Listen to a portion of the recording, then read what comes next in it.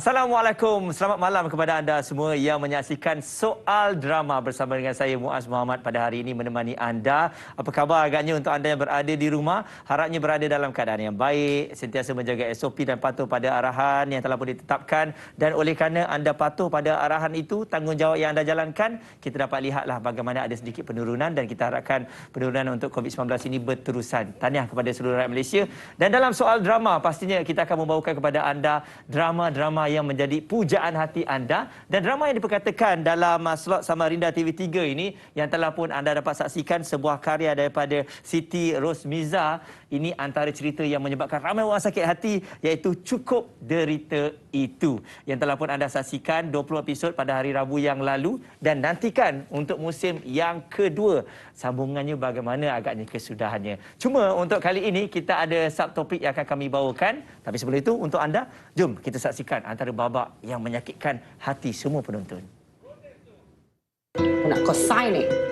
Aku nak kau sign surat tukar kuasa tapak rumah tu.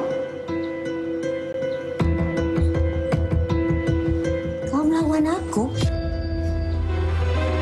Mak Ngah cincang lani sekalipun, yang ni takkan sign. Aku berdoa kau cepat-cepatlah mati.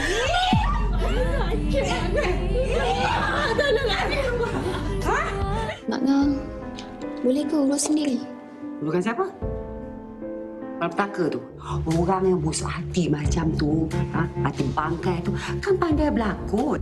Baik, itu dia antara babak yang pastinya menyebabkan ramai orang sakit hati betul dengan Mak Ngah. Dan kalau kita lihat pada awalnya, sebab apa? Sebab bebanan yang ditanggung oleh Mak Ngah tu daripada awal, dan menganggap bahawa apa yang dibawakan watak oleh rohani situ, iaitu Lani, memberikan bebanan yang besar kepada Mak Ngah. Dan oleh kerana itu, subtopik yang akan kami bawakan pada hari ini adalah mengenai sengketa angkara tamak harta. Dan sekarang ini kita bawakan kepada anda, di talian kita bersama dengan Puan Suzana Ghazali yang merupakan perunding psikologi keluarga dan guaman syari'i untuk kita berbicara mengenai topik kita pada hari ini. Assalamualaikum, selamat malam Kak Su.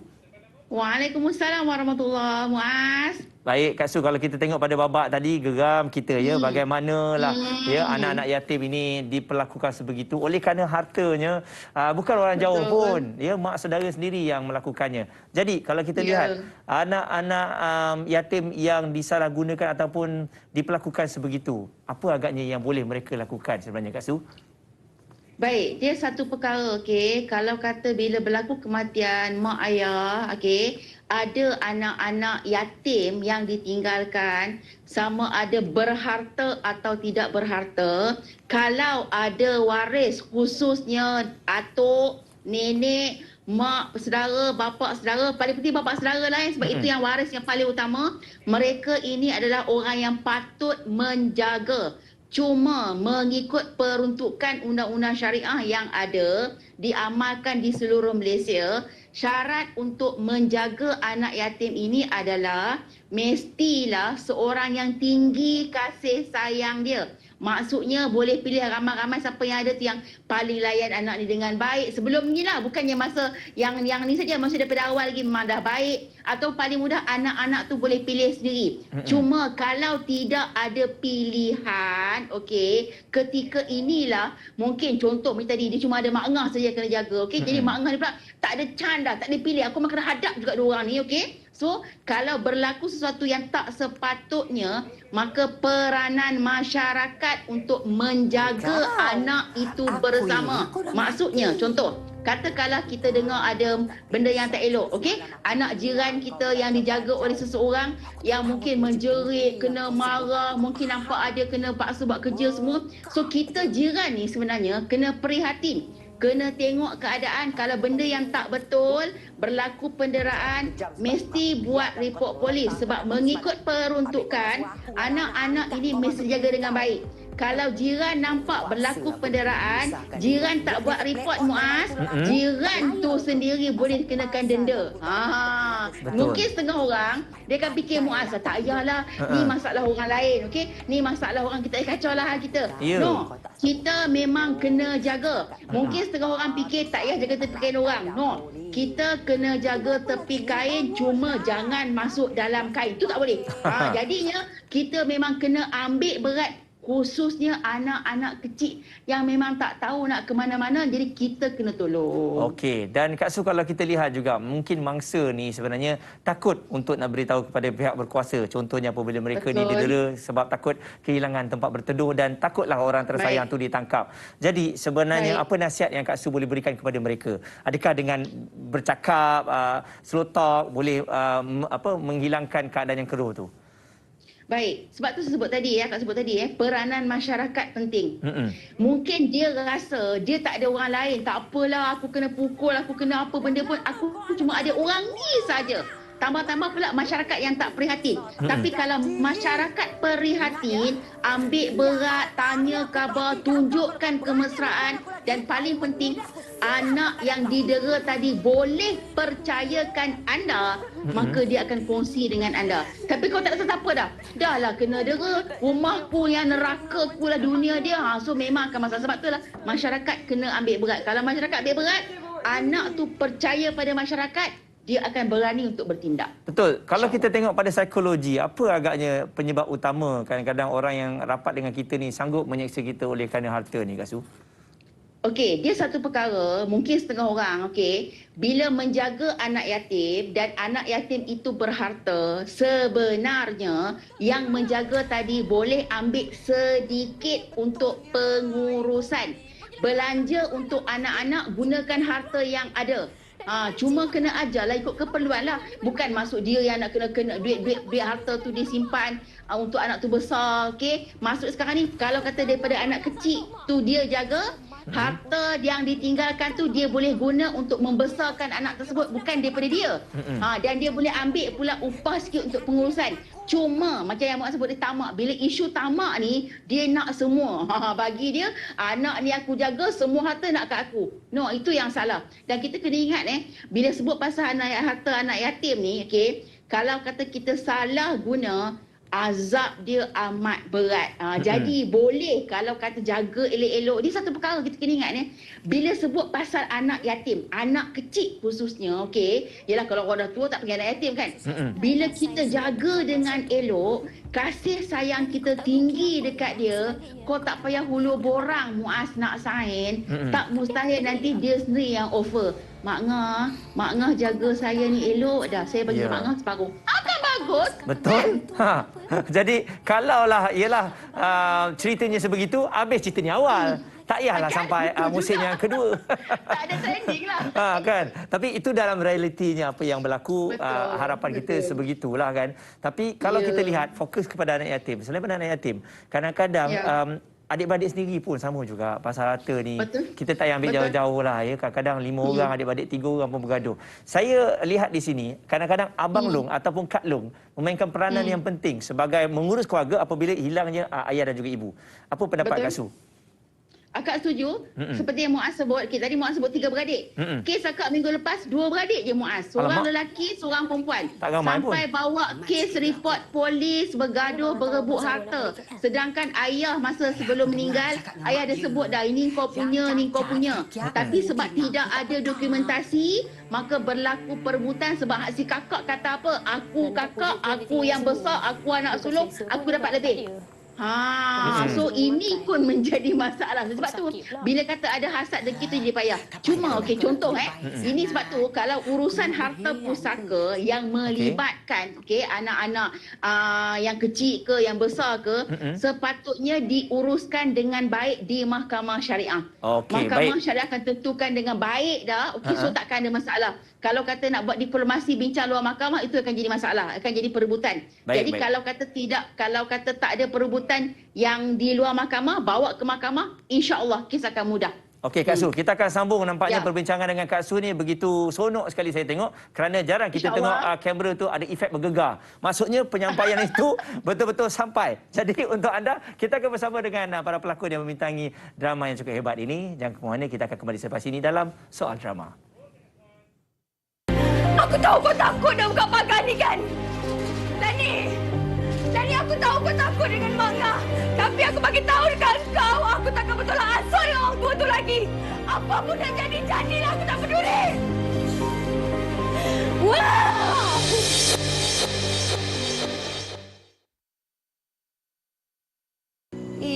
lagi menore getah. Yang dia tu sakit kat rumah. Makan minum semua kau tanggung. Kalau aku jadi kau, dah lama aku sumbat dia bawah kolong tu biar dia mati kejung. Aku mana boleh halau dia orang. Tapak rumah tu kan nama dia. Otak engkau ni kan.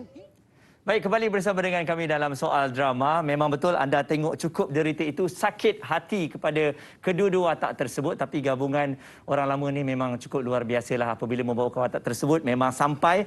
Dan kita bawakan untuk subtopik pada hari ini adalah sengketa angkara tamak harta. Itu yang kita paling takuti dalam keadaan sekarang ini. Memang ianya berlaku dalam kehidupan kita.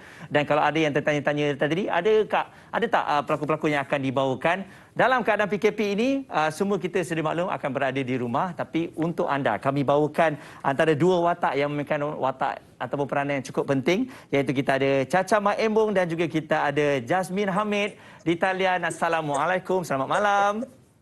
Waalaikumsalam. Baik, itu dia. Kedua-duanya kalau anda tengok membawa watak sebaik mungkin. Tapi sebelum itu, pastinya lah dengan Kak Jasmine apabila watak Mak Ngah membuatkan ramai orang marah, ramai orang sakit hati. Tapi bila kita sebut mengenai watak ni, selalunya apabila diberikan watak tu akan dibawakan sebaik mungkin. Tapi mungkin kelainan yang ada pada watak kali ini, Kak Jasmine. Okey, saya selalu orang panggil saya watak antagonis. Tapi untuk karya Puan Siti Rosmiza ni, dia punya antagonis ada lain sikit. Saya kena bawa cara orang kampung dan juga mendera.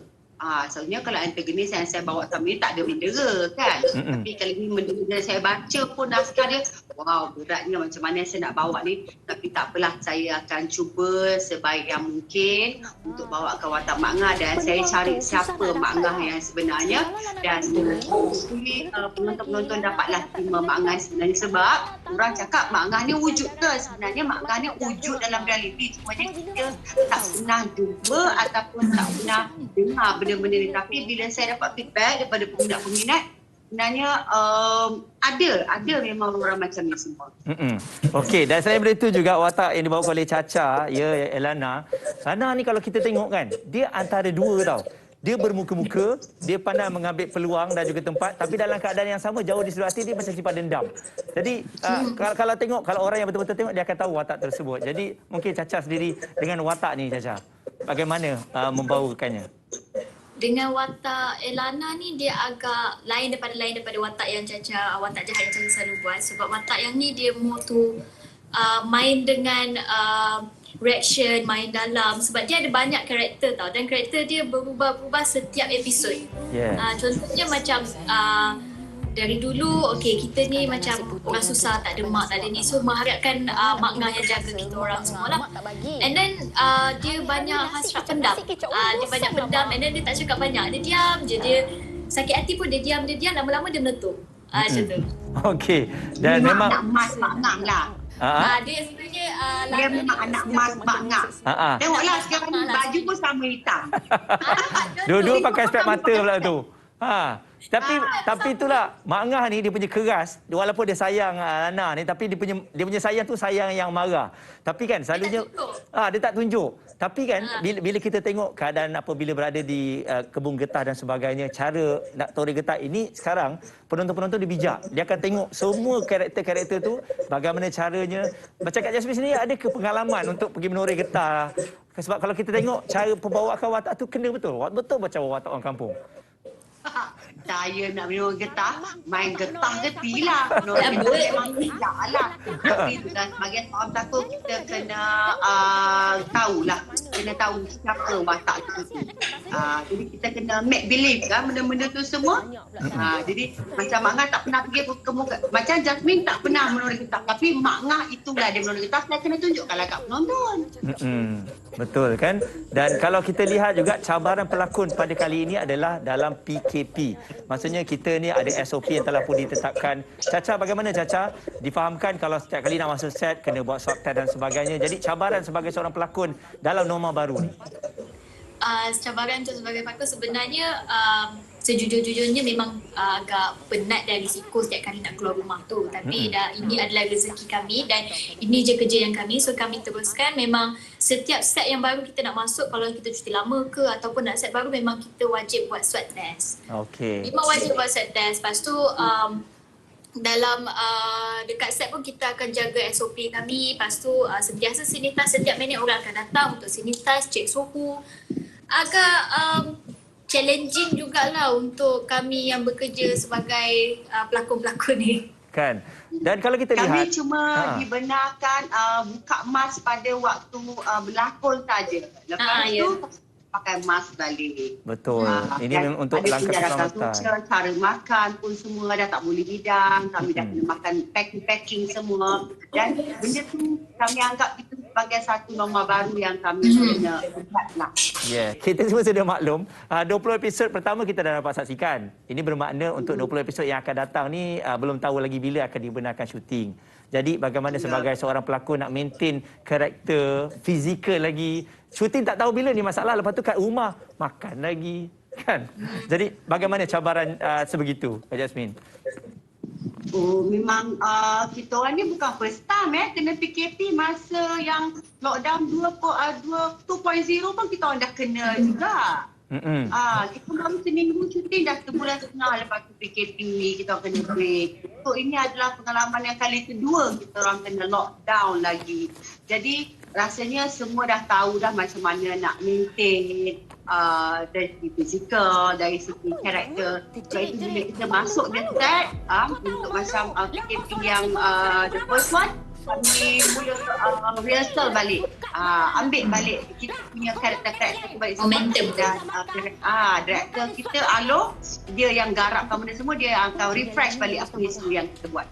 Jadi sekali lagi terima kasih Kak Jasmine Hamid dan juga Caca Mak Embong.